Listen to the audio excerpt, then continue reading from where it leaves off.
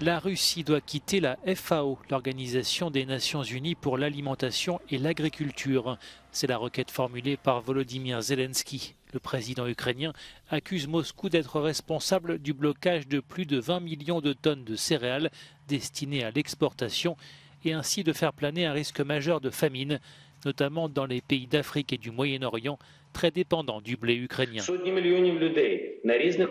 Des centaines de millions de personnes sur différents continents se retrouvent confrontées soit au minimum au risque d'un manque de nourriture, au pire au risque de famine. Et la Russie porte l'entière responsabilité de cette situation. L'Europe vit l'une des situations énergétiques les plus difficiles de son histoire et nous ne savons même pas quelles autres crises la Russie prépare pour le monde libre.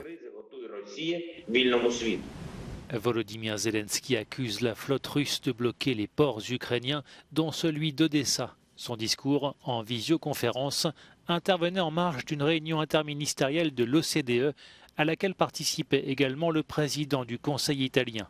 Pour Mario Draghi, la reprise des exportations de céréales d'Ukraine doit figurer parmi les priorités. Nos efforts pour empêcher une crise alimentaire doivent commencer par les ports ukrainiens de la mer Noire. Nous devons débloquer les millions de tonnes de céréales qui sont bloquées à cause du conflit. Nous devons offrir au président Zelensky les garanties dont il a besoin pour que les ports ne soient pas attaqués.